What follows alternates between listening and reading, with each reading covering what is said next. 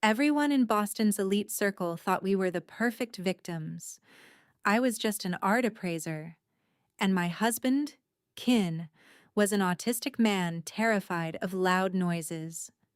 When a jealous heiress locked the grand ballroom doors to publicly humiliate us, stripping Kin of his life-saving medical devices, she smiled, thinking she had caged two defenseless birds. She didn't know the silver bracelet on my wrist was a silent distress beacon to the city's most ruthless legal and financial titans. She thought she was trapping us. She had actually just sealed her own corporate tomb. If you've ever watched someone you love be misunderstood by the world, tell me where you are listening from and what time it is. Kin's breathing grew shallow. It was a terrifying, hollow sound that echoed in the otherwise silent ballroom. Yet, not a single person moved to help. I knelt beside him, my hands trembling slightly as I hovered over his cold fingers, but I kept my face entirely impassive. I looked up, searching the faces of Boston's elite. These were philanthropists, board members, people who wrote six-figure checks for hospital galas. But tonight, they were just a captive audience to Madison's cruel theater. A wealthy donor, a man who had smiled at us over champagne an hour ago, deliberately stepped sideways to block the aisle. He did not want to be caught on camera near a medical emergency. I saw the hotel manager standing by the velvet curtains. He pressed an earpiece and whispered an order. I could read his lips perfectly. He told the front desk to hold the ambulance at the service entrance. He wanted to avoid a public scandal.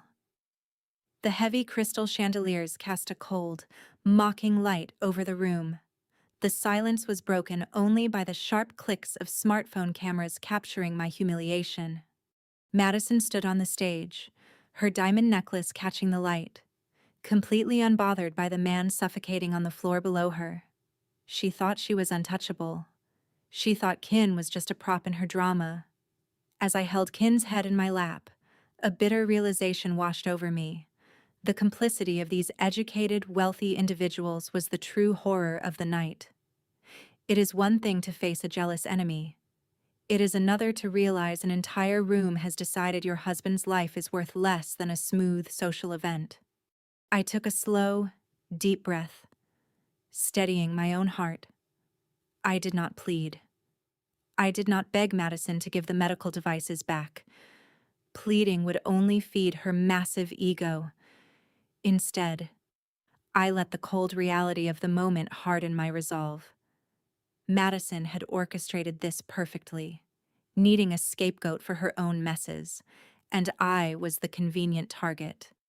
But she had gravely miscalculated.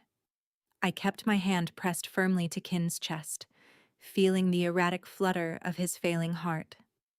I had pressed the silver bracelet. The data was already flying through the digital ether. My siblings were already on the way.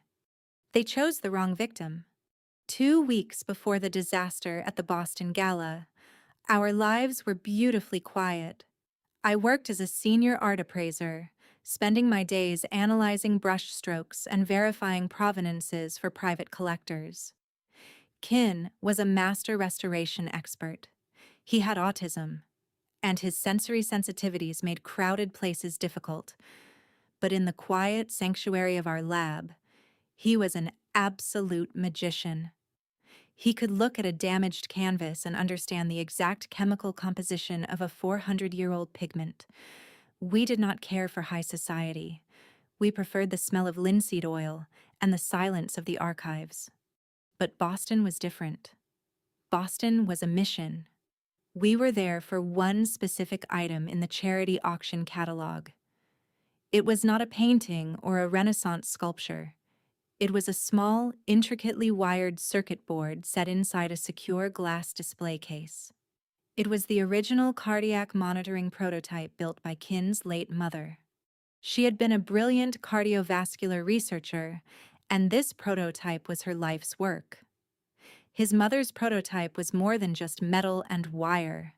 It was the foundational technology that currently powered millions of medical devices worldwide. She had licensed the algorithm to a massive healthcare conglomerate which, ironically, was heavily controlled by Madison's family. Kin never cared about the corporate side of his mother's legacy. He only cared about the hands that built it. After she passed away, the prototype had been locked in a medical foundation storage facility for years. When I saw it listed in the gala's auction catalog, I knew I had to get it back for him. It was meant to be my quiet birthday gift to him. We bought our own flights. We booked a modest hotel room. We just wanted to place our silent bid and go home. But then, the VIP invitations arrived. Cameron, the charismatic fiancé of the wealthy heiress Madison, had personally sent them to our lab. He had even upgraded our seats to the front row. At the time, I thought it was just a professional courtesy. I had appraised a collection of maritime paintings for Cameron's investment firm a few months prior. I assumed he was just being polite to a former consultant. I was completely naive. I should have questioned Cameron's sudden generosity. Wealthy men do not give away front-row seats without expecting a return on their investment. I did not realize that Cameron was not inviting an appraiser to a gala. He was importing a scapegoat. He needed someone with a clean reputation, someone slightly outside his inner circle, to take the fall for a massive financial discrepancy he was trying to hide. He knew Kin's medical condition would make us an easy target for a chaotic scene. Kin had dressed so carefully that night, wearing a soft wool suit that did not irritate his skin. He held my hand tightly as we entered the grand foyer. We walked into a trap. I should have paid closer attention to Kin's behavior in the days leading up to the gala. His mind worked in highly complex patterns, processing data at a speed that often left me breathless. While I was busy arranging our travel, Kin had spent hours staring at the digital auction catalog and the financial disclosures of the hosting charity. He had lined up his colored pencils on his desk, arranging them in a very specific, rigid order. It was his coping mechanism when his brain was overwhelmed with too much conflicting information.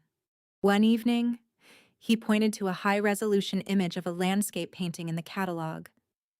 "Number 17 does not belong to the painting," he said softly, his brow furrowed in deep concentration. I had glanced at it, seeing only a serene picture of a harbor. "It's just an old painting. Kin," I had replied, gently rubbing his shoulder. He shook his head stubbornly. He flipped the page to a list of corporate sponsors. He tapped a logo belonging to a shell company. "Cameron is paying himself," Kin murmured. "The empty chair has a person sitting in it." I did not understand. I thought the anxiety of the upcoming trip was making him fixate on random details. I quietly closed the laptop and told him to rest. I was so incredibly blind. Kin was not anxious. He was reading the matrix. He had analyzed the estimated values of the artworks and cross-referenced them with the public tax filings of Cameron's charity foundation. Kin didn't just read numbers, he saw their architecture. He had noticed that every time a specific shell company placed a bid, a corresponding asset transfer occurred in a completely different sector of Madison's family portfolio. My autistic, brilliant husband had noticed what teams of highly paid corporate auditors had completely missed. The auction was not a charity event. It was a sophisticated money laundering operation. The shell companies purchasing the art at inflated prices were registered to Madison's younger sister. The money was being funneled directly back into Cameron's private offshore accounts to cover massive corporate debts. The empty chair Kin mentioned was a dummy board member listed on 3 different corporate filings. Kin had tried to warn me. He had seen the entire fraudulent network laid out in the numbers. He knew the money was circulating in a closed loop, but because his communication style was unconventional, I had dismissed his brilliant deductions as mere stress. I felt a sharp ache in my chest as I sat on the cold floor of the ballroom. Madison wasn't just a jealous fiancé throwing a tantrum. This entire public humiliation was a smokescreen. They needed a loud, scandalous distraction to hide the fact that millions of dollars were being quietly moved offshore tonight. And I was the chosen distraction. I finally understood his warning. The cold marble floor of the ballroom seeped through my silk dress. Kin's chest heaved, a fragile, desperate rhythm that terrified me. I kept my hand pressed firmly against his shoulder, providing the deep pressure therapy I knew calmed his nervous system. My silver bracelet had already done its job. The signal was out. But the agonizing wait for my siblings to arrive forced me to confront my own personal demons. Madison was a monster. Yes, Cameron was a white-collar criminal. But the wealthy guests standing in a circle around us, sipping their expensive wine and watching a man suffocate, they were a product of something else. And part of that something was me. For the past 9 years, I had been Kin's fierce protector. When we attended gallery openings or museum events, I was always by his side. If someone asked him a question and he took too long to process the sensory input, I would immediately jump in. I would offer a bright, polished answer on his behalf. Kin thinks the brushwork is fascinating, I would say, neatly steering the conversation away from his silence.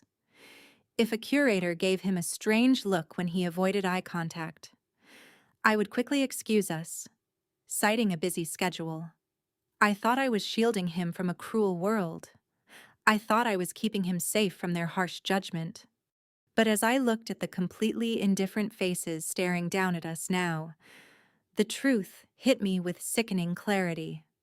By constantly speaking for him, by hiding his autistic traits behind my socially acceptable smile, I had sent a quiet, continuous message to the world. I had signaled that his natural way of being was something that needed to be managed, hidden, or compensated for. I had taught these people that he was a silent appendage to my life, not a fully capable adult with a brilliant, intricate mind. I had inadvertently built the very stage Madison was using tonight, because the world did not see Kin as a powerful intellectual force. Madison felt perfectly comfortable treating him like a disposable object. She felt zero hesitation ordering her security guards to rip the medical monitor from his chest because, in her eyes, he wasn't a real threat. He was just a liability. I could hear the faint clinking of ice in crystal glasses. Some guests were actually turning their backs, pretending to engage in polite conversation. I swallowed the bitter taste of my own regret. I promised myself, right then and there, that I would never speak for him again. I would never apologize for his silence. I would never try to make his neurodivergence palatable for the comfort of arrogant billionaires. Kin was a genius who had uncovered a massive financial fraud with a box of colored pencils. He was a man who, despite being terrified of the noise, had thrown his body in front of mine to protect me. I leaned down, my lips close to his ear. "Hold on, Kin," I whispered steadily. "The silence is over." I would never hide him. As I knelt on the cold marble floor with Kin's head resting gently in my lap, my mind drifted to the small glass display case at the center of the auction hall. Inside that case sat a seemingly unremarkable piece of technology. It was a tangled web of early microprocessors and delicate wiring. To the wealthy elite in this room, it was just an odd piece of medical history to be auctioned off for a tax deduction. But to Kin, it was the last tangible piece of his mother. And to the corporate world, it was the foundation of an empire. His mother had been a pioneer in cardiac monitoring technology. Before she passed away, she developed the core algorithm that allowed wearable devices to predict heart failures minutes before they actually happened. It was a revolutionary breakthrough. Corporate investors swarmed her small laboratory, offering astronomical sums to buy the patent outright. But she refused to sell her life's work.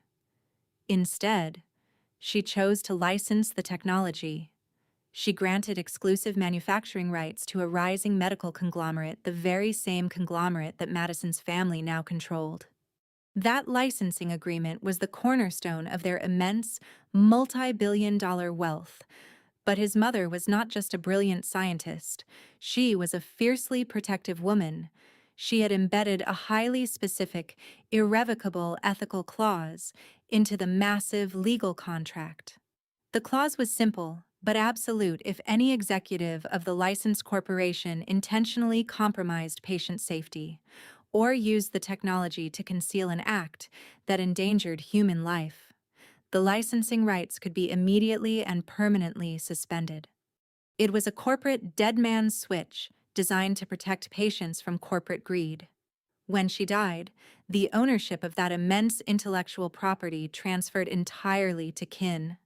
He never cared about the quarterly royalty checks that piled up in his trust accounts.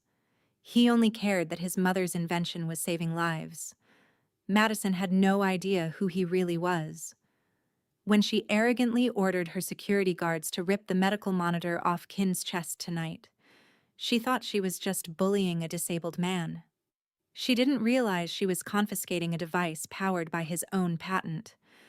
By intentionally causing a medical crisis to silence me, she had just fulfilled the exact requirements of the termination clause.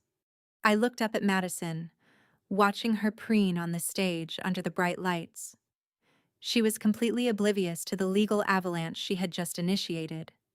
She thought she had stripped us of our power by taking a piece of plastic.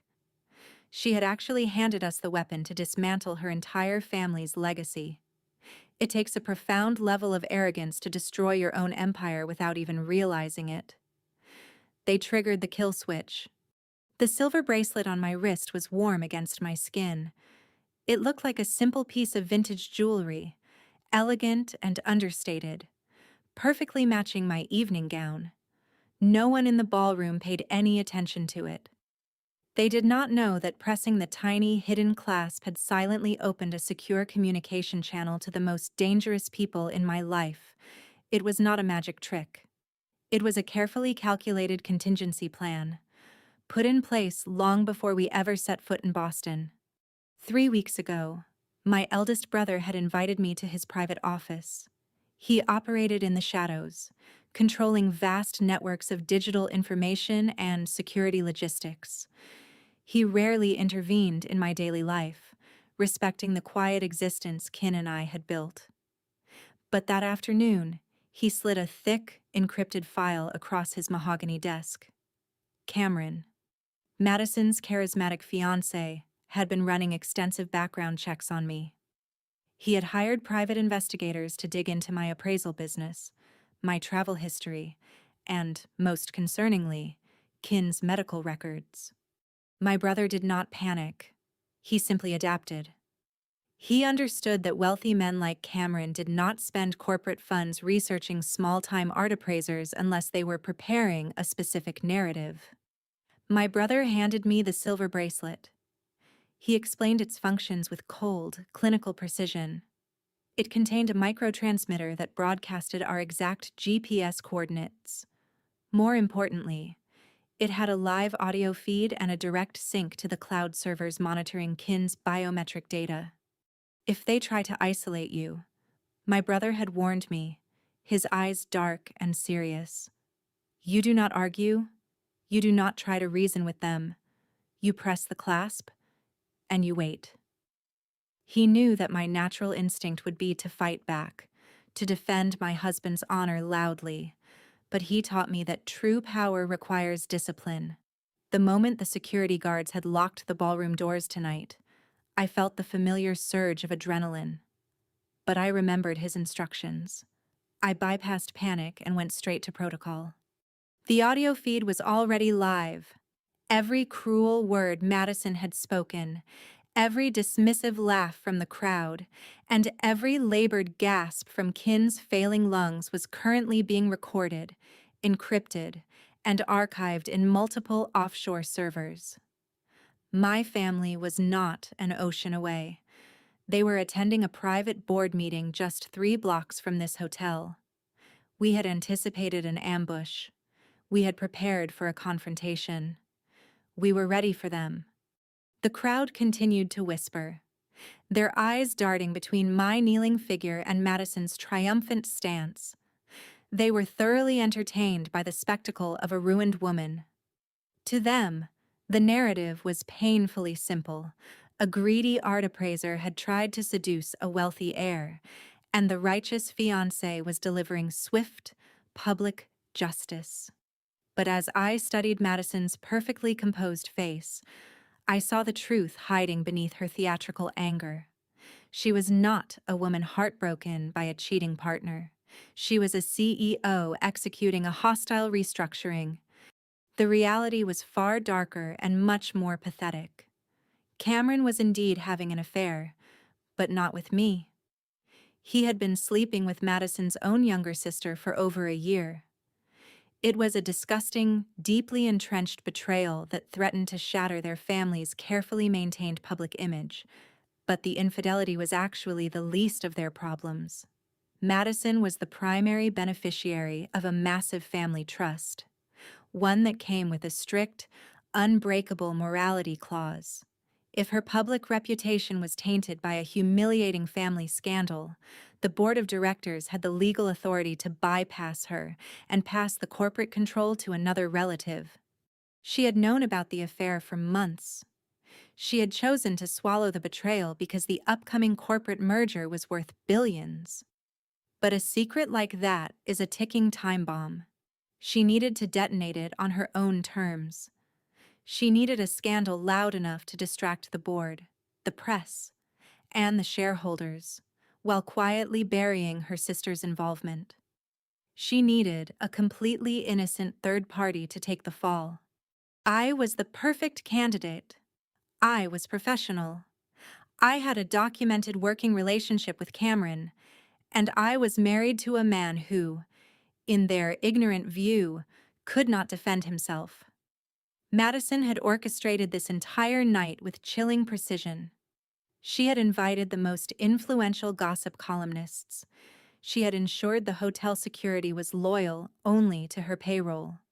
She was willing to let an innocent man die on the floor just to protect her stock options and her fragile ego. She was not losing control tonight. She was maintaining it. This wasn't an emotional outburst. It was a calculated corporate execution. It was all a script. The enormous LED screen above the stage displayed the damning evidence. It was a high-resolution photograph of Cameron and me standing in a dimly lit hotel corridor. In the image, Cameron was leaning in close, his hand resting intimately on my waist, while I appeared to be looking up at him with a soft expression. The crowd had gasped when it was first revealed. It looked like the undeniable proof of a passionate, secret affair. It was, in fact, a masterclass in digital manipulation. I remembered that exact moment perfectly. It happened 2 days ago, right after a preliminary viewing of the auction items. Cameron had intercepted me near the service elevators. He had invaded my personal space, ignoring my polite requests to step back. But the photo on the screen was missing the entire left side of the frame. If the full image were displayed, the crowd would see my right hand firmly pushing against his chest, trying to create distance. They would see the deep scowl of discomfort on my face. More importantly, the cropped frame completely erased Kin. He had been walking just 10 feet behind me when he saw Cameron aggressively blocking my path. Kin had immediately rushed forward to intervene. Cameron had seen Kin approaching. He had known exactly where the hotel security cameras were positioned. In a split second, he had grabbed my waist and tilted his head to manufacture the illusion of intimacy, performing for the hidden lens. It was a staged tableau. The image wasn't generated by artificial intelligence. It was a real photograph, maliciously cropped to tell a devastating lie. But digital files always leave footprints. My eldest brother had already accessed the hotel's server logs. He had found the original, unedited video footage. He had also traced the metadata of the cropped image. It had been edited on a laptop registered to Madison's younger sister. But the final command to send it to the press had originated from Cameron's personal mobile device. They had colluded to create this perfect lie. They had even drafted the public apology press release hours before the party began. I stared at the giant screen, feeling a cold wave of absolute clarity. They thought they had rewritten history. The metadata told the truth. Kin's breathing remained alarmingly faint, but I could feel the steady, stubborn pulse of his heart against my palm.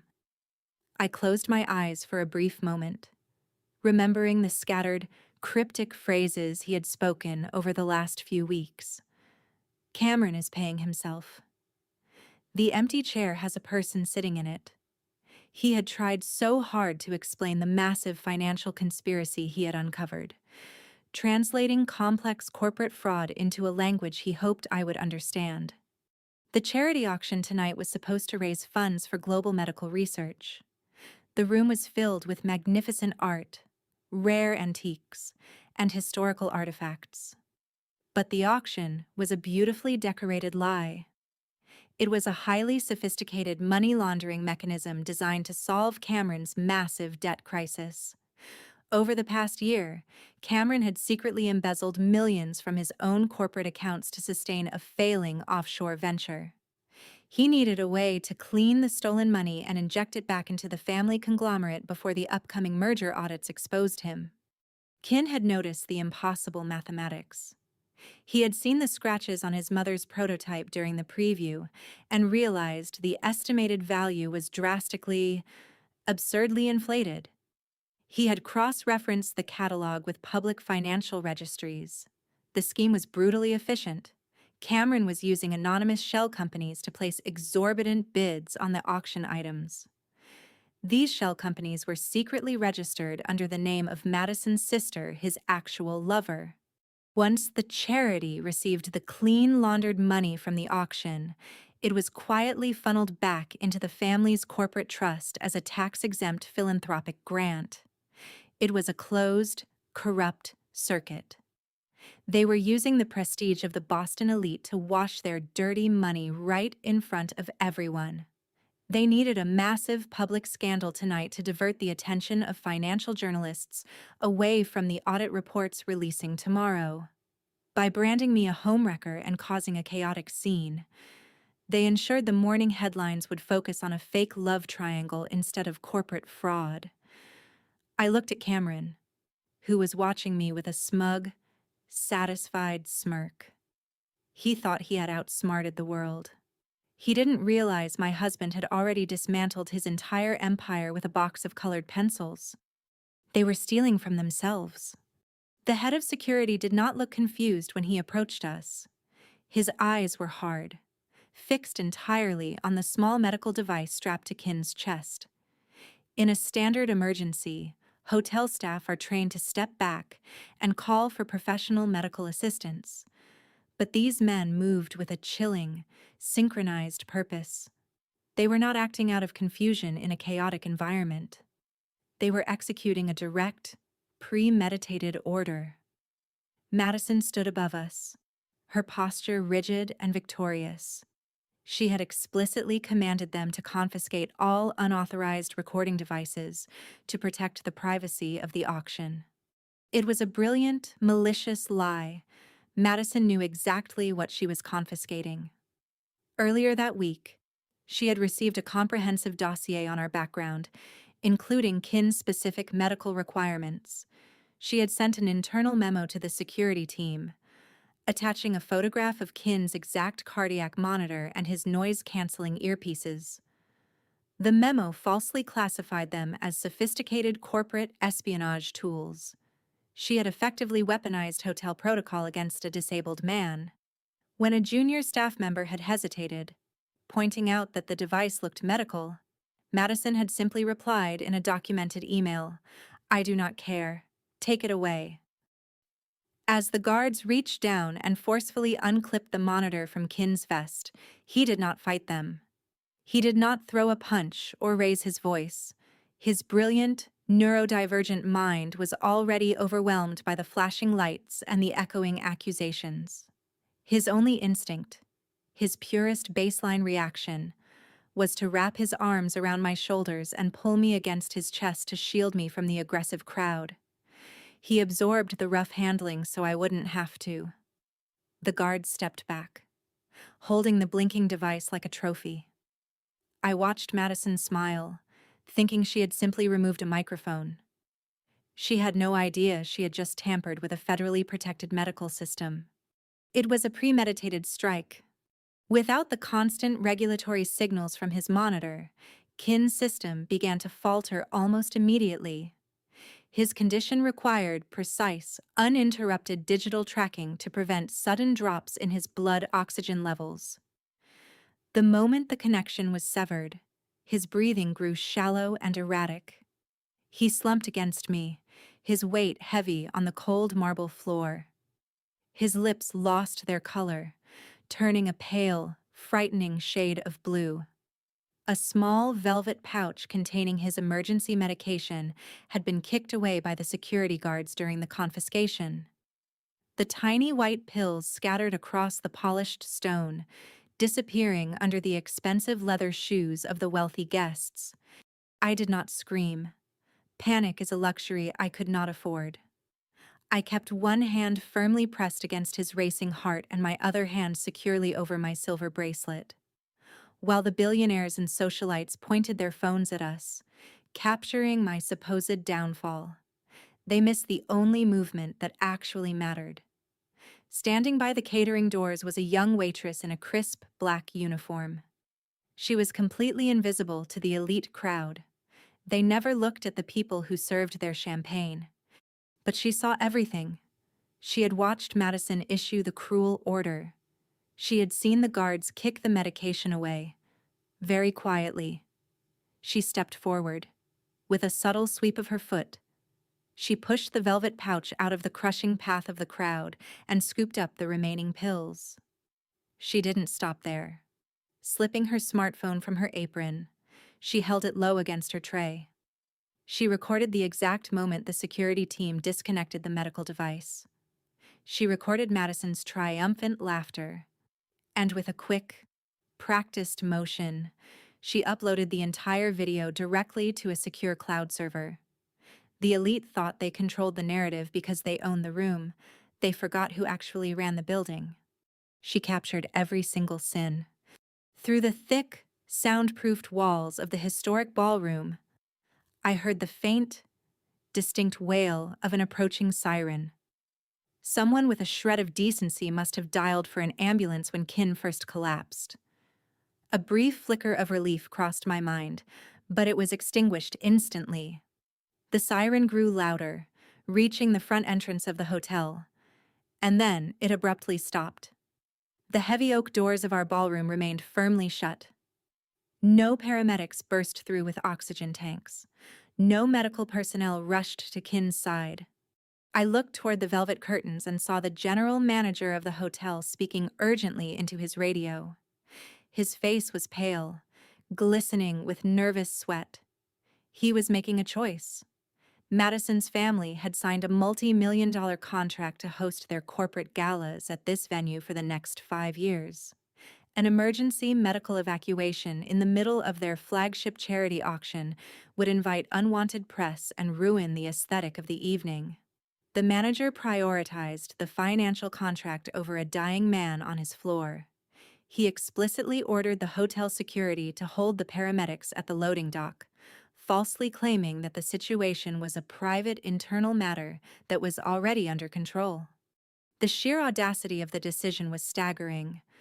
I held Kin closer, feeling the erratic, dangerous flutter in his chest. Around us, the wealthy guests had resumed their low, polite conversations. They sipped their vintage wine, mildly annoyed by the interruption, but entirely unwilling to intervene. They trusted the hotel management to sweep the unpleasantness away. I looked at the manager's name tag. I committed his face to my flawless memory. I was no longer just dealing with a jealous heiress and a cheating fiancé.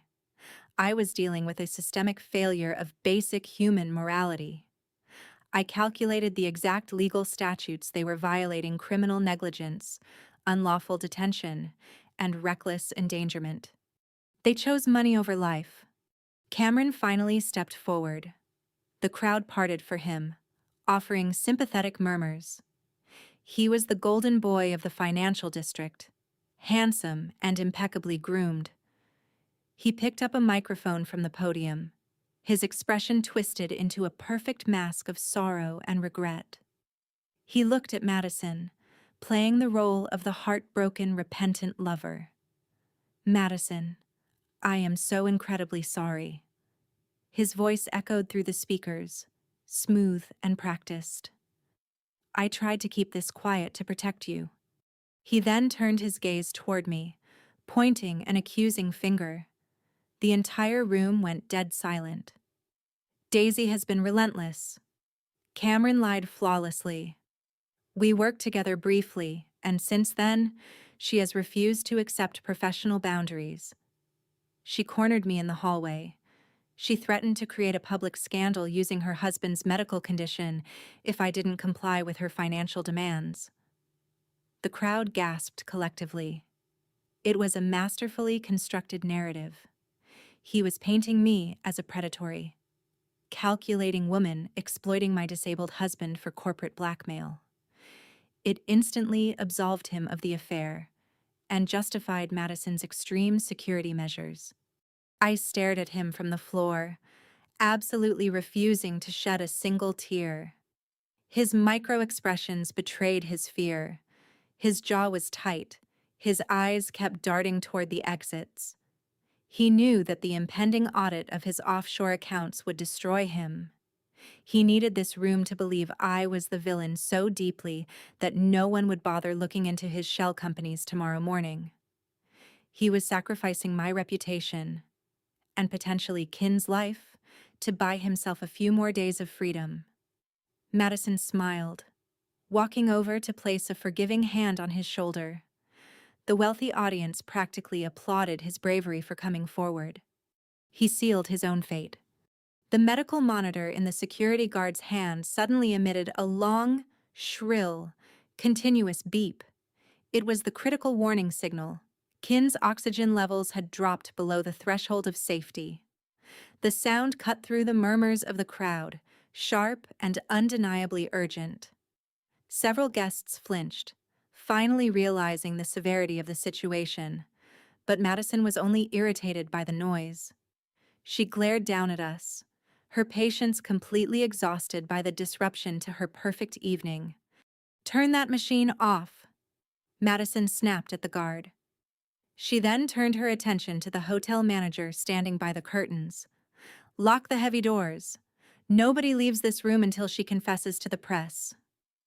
It was the final, fatal mistake. The microphone embedded in my silver bracelet captured her exact words with crystal-clear digital precision.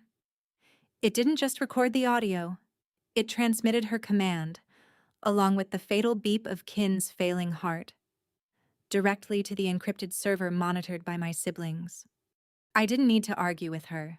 The audio file was already permanent, establishing clear intent for unlawful imprisonment and medical obstruction. A heavy, oppressive silence fell over the ballroom as the security guards moved to physically barricade the massive oak doors. But before they could slide the brass deadbolts into place, a deafening crash echoed through the foyer. The heavy oak doors didn't just open, they were violently forced backward, shattering the locking mechanism. The crowd shrieked, stumbling away from the entrance. Through the dust and the sudden flood of corridor light, 4 towering figures stepped into the ballroom. They did not carry weapons. They did not shout.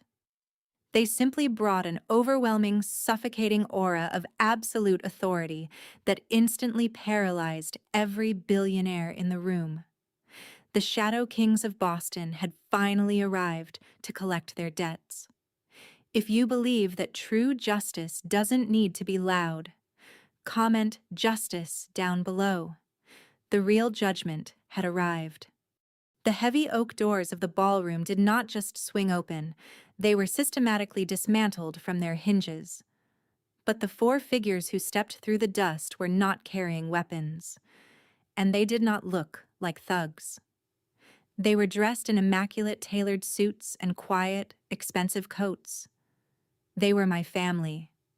They were the architects of absolute power in the city. The youngest of the four, my sister, walked straight past the stunned security guards. She was a world-renowned cardiovascular surgeon, and she moved with the cold, detached precision of someone stepping into a sterile operating room. An independent medical evacuation team followed closely behind her. The hotel manager, still sweating profusely, stepped forward to block her path, stammering about private property. My sister didn't even look at him. She simply handed him a federal medical mandate that she had secured on the drive over. "Interfere with my patient again, and I will have you arrested for attempted manslaughter before midnight," she stated. Her voice was flat, carrying no anger, only an undeniable promise. The manager shrank back, instantly terrified. As my sister knelt beside Kin, the young waitress in the black uniform, the one who had gathered his scattered medication, silently materialized from the shadows.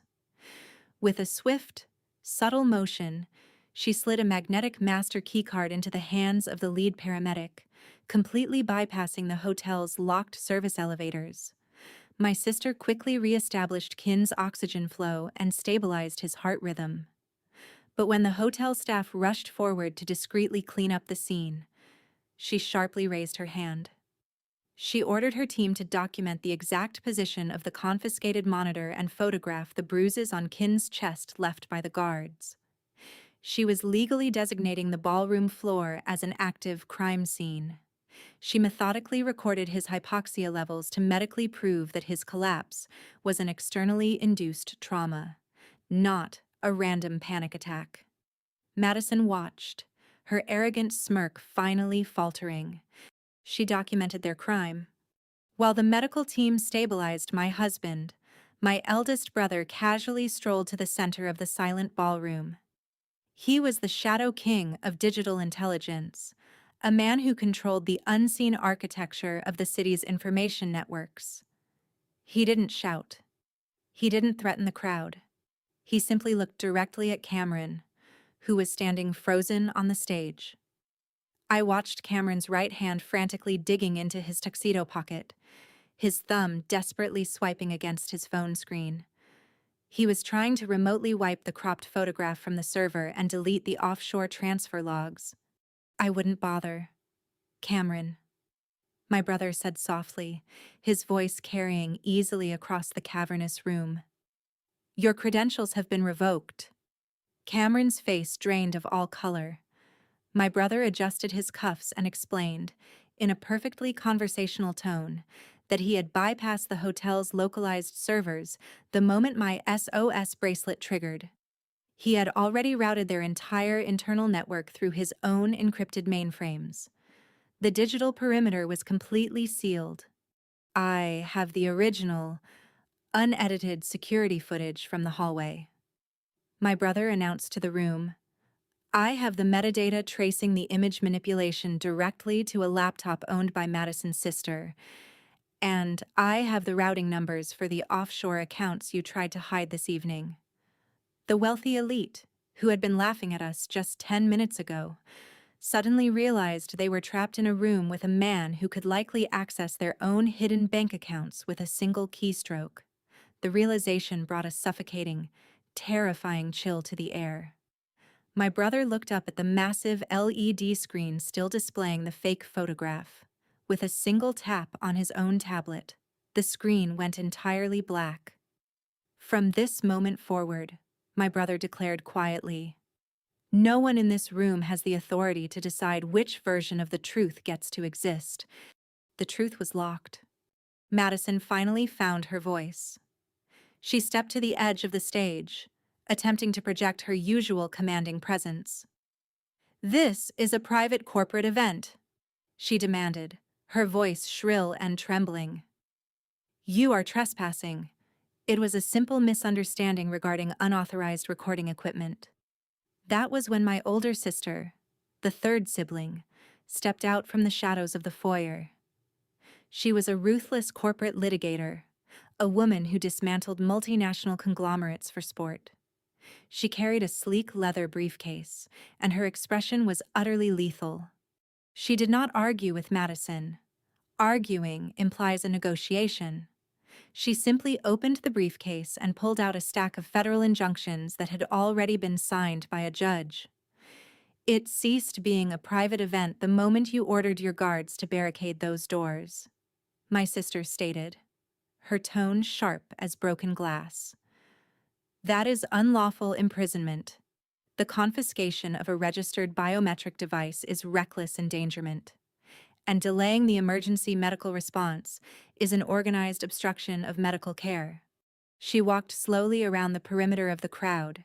She pointed directly at the wealthy donor who had deliberately blocked the aisle earlier to avoid the cameras. You impeded a medical emergency to protect your social standing. Your name is now listed as an accessory in the federal complaint. The man literally stumbled backward, his champagne glass shattering on the floor.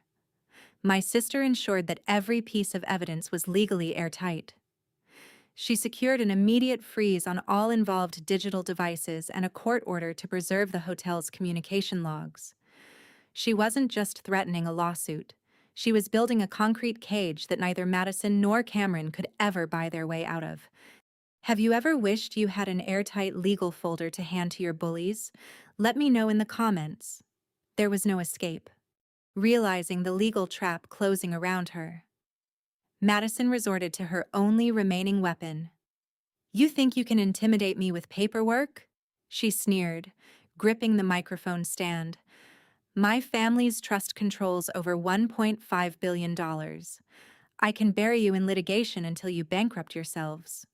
A low, genuinely amused chuckle resonated from the back of the room. My second brother, a titan of global finance, stepped into the light. He looked at Madison with the mild pity one might reserve for a child who didn't understand mathematics. 1.5 billion in highly leveraged, artificially inflated assets. He corrected her politely. He had spent the last hour reviewing the exact discrepancies Kin had pointed out to me days ago. He laid out the grim reality of her empire for the entire room to hear. He explained how they had used shell companies to buy their own auction items at exorbitant prices, simply to inflate their balance sheets and secure massive commercial loans. He detailed the breached debt covenants and the hidden corporate transfers linking back to Cameron. "You don't have $1 billion. Madison, you have a mountain of fraudulent collateral," my brother said smoothly. He pulled a slim, encrypted satellite phone from his jacket. He didn't make a grand, dramatic speech.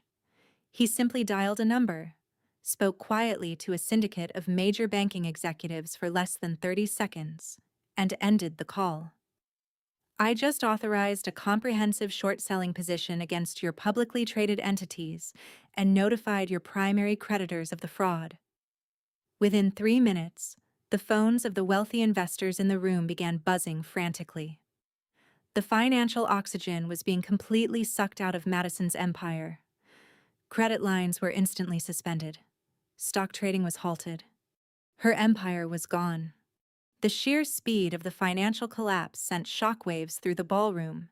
The elite guests, who had previously formed a united wall behind Madison, were now backing away rapidly, desperate to distance themselves from the radioactive center of a federal fraud case. Cameron realized he was standing on a sinking ship. He immediately tried to cut his losses. He dropped the microphone and held his hands up, looking pleadingly at the crowd. "I had no part in the medical incident." Cameron lied desperately, his voice cracking. "Madison acted alone. She ordered the lockdown. I am just a victim of her family's toxic corporate culture." My eldest brother simply sighed. He tapped his tablet again, and the massive LED screen above the stage flickered back to life. It did not show a doctored photograph. Instead, it played the crisp, high-definition video secretly captured by the brave young waitress. The entire room watched in horrific clarity as Madison explicitly ordered the guards to rip the device from Kin's chest, explicitly stating she didn't care if it was medical equipment. But the real devastation was reserved for Cameron. Beside the video, a new document appeared on the screen. It was an email draft. "This is the press release Cameron prepared at 3 o'clock this afternoon," my brother announced calmly. Hours before any of this happened, he had already written a statement blaming my sister for causing a violent disturbance. The crowd gasped. The timeline was undeniable. Cameron hadn't just been caught in Madison's crossfire. He had meticulously planned to use me as a scapegoat to cover up his own embezzlements. He had scripted the entire tragedy. Madison turned slowly to look at her fiancé, her eyes wide with a mixture of betrayal and absolute horror. The beautiful, wealthy alliance they had projected to the world was crumbling into dust before their very eyes. The stage fell apart. My second brother, the meticulous financial architect of our family, stepped forward again to command the room. He was not quite finished dissecting the smoking ruins of their corporate empire. With a few swift keystrokes on his tablet, he brought up a new, highly classified set of financial documents on the massive LED screen above the stage. These were the detailed routing numbers and registration documents for the anonymous shell companies that had been placing exorbitant, fake bids on the art pieces all evening. He stood with his hands casually resting in his pockets, speaking with the calm, measured cadence of a university professor delivering a final lecture. He methodically cross-referenced the auction payments with the secret offshore accounts Cameron was using to hide his massive corporate embezzlement. But there was a third, highly revealing name attached to those hidden accounts. It was not just Cameron's signature authorizing the illegal international transfers. It was the undeniable digital signature of Madison's own younger sister. The crowd gasped in collective horror, the sound rippling through the grand ballroom like a sudden, chilling gust of wind. This was no longer just a sophisticated white-collar financial crime. It was a deeply personal, profoundly humiliating betrayal. Cameron had been maintaining a secret, passionate affair with his fiancée's younger sister for over 14 months. They were meticulously planning to drain the corporate trust completely dry before the upcoming society wedding. Their ultimate goal was to take the laundered auction money, disappear to a non-extradition country, and leave Madison to face the furious federal auditors and the bankruptcy courts entirely alone. Madison stared blankly at the massive screen, her face completely hollowed out by the sheer magnitude of the deception. Her arrogant, untouchable posture crumbled instantly. She had built a towering fortress of pride and entitlement, only to realize she was standing alone inside a burning house. She had maliciously tried to destroy my professional reputation and my husband's fragile life, just to protect a man who was actively robbing her blind. Cameron had expertly used her desperate need to protect the family image against her. He knew she would ruthlessly create a public scandal to cover up a perceived indiscretion, totally unaware she was providing the perfect smokescreen for massive corporate theft. I watched her perfectly manicured hands begin to shake violently. The absolute humiliation of being played for a fool by her own blood was far worse than any physical blow she could have suffered. The betrayal was absolute. The financial ruin and the devastating personal betrayal were merely the prelude to the true execution. My second brother pulled a thick, leather-bound folder from his sleek briefcase. This was the true mechanism of their ultimate destruction, the unseen, lethal weapon we had held all along. He projected a highly classified, decades-old medical licensing agreement onto the main screen. It was the foundational, bedrock contract that allowed Madison's family conglomerate to manufacture their flagship cardiac monitoring systems. Those specific medical monitors were the exclusive intellectual property that generated billions of dollars in global revenue for their empire. He used a silver laser pointer to highlight Section 4, Paragraph B, the ethical suspension clause. It was a rare, uncompromising, and absolutely lethal legal stipulation.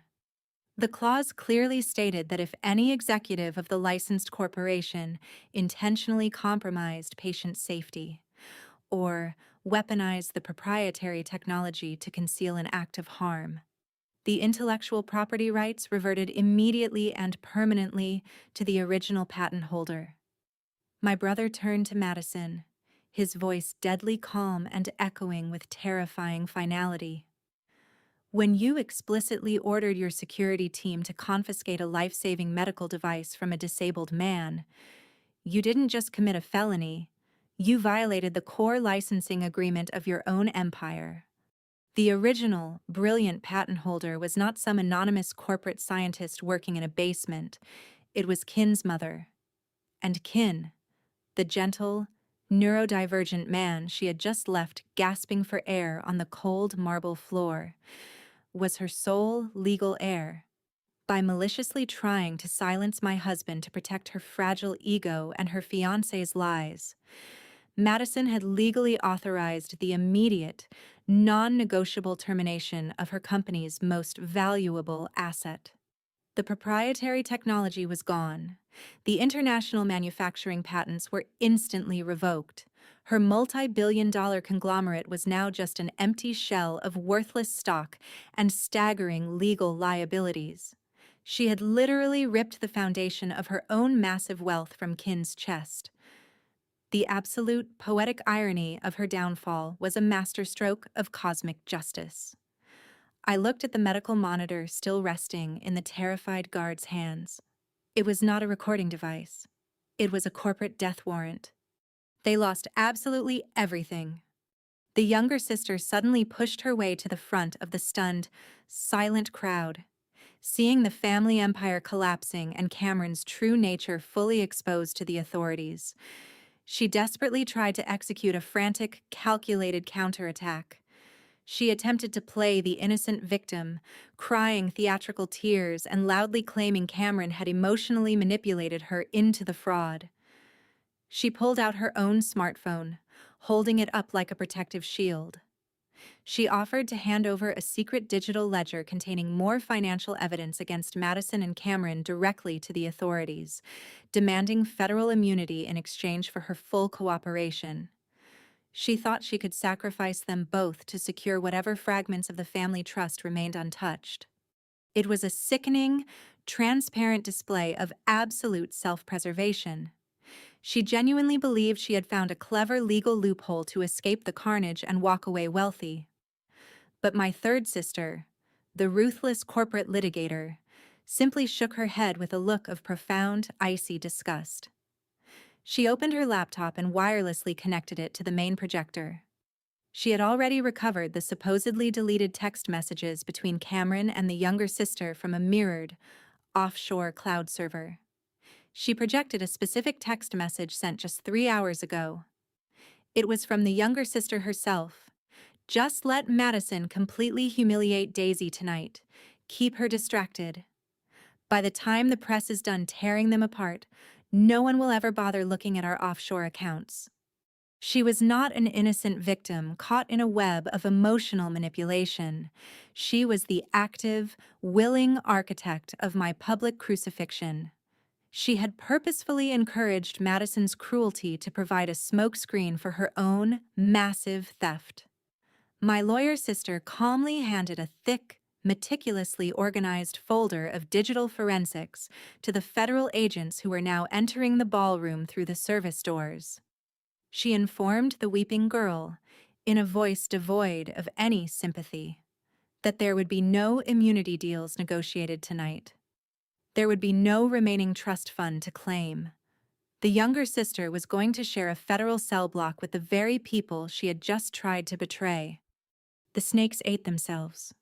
The sterile, perfectly quiet silence of the hospital VIP suite was a profound contrast to the chaotic, flashing lights of the Boston ballroom, the rhythmic, steady beep of Kin's new, advanced medical monitor was the most beautiful sound in the entire world. He was lying against the crisp white pillows, looking terribly pale and deeply exhausted. But his breathing was finally deep, even, and stable. My youngest sister, the cardiovascular surgeon, had personally overseen his emergency recovery protocol, ensuring the violent physical trauma of the evening left no permanent cardiac damage. I sat rigidly in the plush chair beside his bed, tightly gripping his warm hand, silently praying for him to open his eyes. I carried a massive, suffocating weight of guilt in my chest. I had spent years answering for him, assuming I was protecting him from the harshness of high society, when I had only been teaching them to ignore him. When his long eyelashes finally fluttered and he blinked against the soft room light, I leaned in close, holding my breath. I fully expected him to ask about the auction, or Cameron's arrest, or the terrifying moment he realized he could not breathe on the floor. Instead, he turned his head slightly, his dark, highly analytical eyes finding mine. "Daisy," he whispered, his voice incredibly hoarse and fragile. "Did I make you look foolish in front of your friends?" The innocent, heartbreaking question completely shattered my carefully maintained composure. After surviving a life-threatening assault, his absolute first concern was whether his neurodivergence had caused me social embarrassment. I wept silently, pressing his palm against my wet cheek. I apologized for every single time I had ever spoken over him, for every time I had tried to make him blend in, for every time I had accidentally taught the world to underestimate his brilliance. I promised him, with fierce conviction, that I would never silence him again. He reached up with his free hand, gently wiping a tear from my jawline. He looked at me with a newfound, terrifying intensity, a sharp clarity that I had never seen before. "I do not want to hide in the laboratory anymore," he said quietly. He found his voice. The aftermath of the Boston Gala was incredibly swift, thoroughly brutal, and entirely legal. We did not need to break a single bone or utter a single physical threat to completely destroy them. The federal justice system, heavily armed with our immaculate, undeniable digital documentation, did all the heavy lifting. Cameron was swiftly convicted of extensive wire fraud, corporate embezzlement, and reckless endangerment. He received a rigorous 15-year sentence in a maximum security federal penitentiary. Without his expensive Italian suits, his stolen corporate titles, and his unearned arrogance, he was reduced to absolute nothingness. Madison and her younger sister were permanently stripped of their executive positions and their board seats. Their family's historical assets were completely liquidated by federal court order to pay off the massive corporate debts and the ensuing avalanche of civil lawsuits. The once untouchable, arrogant heiresses were left with absolute bankruptcy and pending criminal trials for unlawful detention and medical obstruction. The prestigious hotel manager, the coward who had deliberately blocked the ambulance to protect his venue's reputation, was immediately fired, publicly disgraced, and permanently blacklisted from the global hospitality industry. His career was completely incinerated overnight. As for the brave young waitress who had secretly recorded the truth when everyone else looked away, she flatly refused our initial offer of a massive financial reward. She only asked for one specific thing: a highly public, written apology from the hotel management board to all the working-class staff members they had bullied into silence over the past decade. We used our leverage to make absolutely sure she got it. Published on the front page of the city's largest newspaper. Alongside the apology, we provided her with a fully funded, anonymous scholarship to any university she chose to attend. The scales of justice had finally balanced perfectly. without a single drop of blood being spilled. The powerful, corrupt elite had fallen heavily, and the invisible, silenced people had finally risen to take their rightful place. The ledger was finally clear. Over the next 18 months, the transformation of our lives was nothing short of miraculous. But the true miracle was not that Kin had suddenly changed his fundamental nature to fit into the corporate world. The miracle was that he had finally forced the corporate world to adapt to him. He refused to step back into the quiet isolation of the art restoration laboratory. Utilizing the massive legal settlement from Madison's family and the fully reinstated licensing rights of his mother's patent, he launched his own enterprise. He named it Quiet Signal. The new company was exclusively dedicated to developing advanced, tamper-proof medical monitors and secure communication networks for neurodivergent and vulnerable individuals. His executive board did not operate like a traditional, aggressive corporate entity. Kin designed an entirely new, highly efficient architecture for his business. He reviewed complex engineering schematics and financial projections through secure digital portals. He communicated his strategic directives in brief, meticulously typed memorandums that left absolutely no room for misinterpretation or manipulation. He completely eliminated the need for exhausting, marathon boardroom meetings. On the rare occasions he was legally required to attend an in-person shareholder event, he wore his specialized noise-canceling earpieces without a single flicker of hesitation or apology. His directors quickly learned that his silence was not a lack of comprehension. It was the sound of a genius processing variables they couldn't even begin to see. The medical technology sector was completely disrupted. Competitors scrambled to catch up to his new safety standards, but they were years behind his intricate algorithms. Quiet Signal wasn't just a highly profitable company, it was a revolution in patient advocacy. Every single device they shipped was a quiet, undeniable victory over the arrogance of people like Cameron and Madison. Kin had not just taken back his mother's legacy, he had exponentially multiplied its power and its protective purpose. And I underwent a profound transformation of my own. I stopped being his social shield. I stopped nervously filling the quiet gaps in our conversations with meaningless chatter just to make other, lesser people comfortable. I learned the immense, quiet power of simply waiting. I learned to stand proudly beside him, letting the world adjust to his unique rhythm. We were no longer the passive victims of a ruthless social hierarchy. We were the architects of a brand new system. He built an impenetrable fortress for those who could not fight for themselves. I remember the first major product launch for Quiet Signal vividly. The venue was entirely sensory-friendly, with soft, diffused lighting and strictly controlled acoustic environments. There were no flashing cameras or shouting reporters allowed inside the perimeter. Kin stood at the podium, looking out at an audience of brilliant medical professionals and disability advocates. He did not give a long, charismatic, emotional speech. He simply presented the raw data. He showed them how the new monitoring system could instantly bypass local security protocols and alert emergency services directly if a patient was in physical distress. He demonstrated how the technology could never be manually overridden by a malicious third party or a corrupt hotel manager. It was a direct, brilliant answer to the nightmare we had survived in Boston.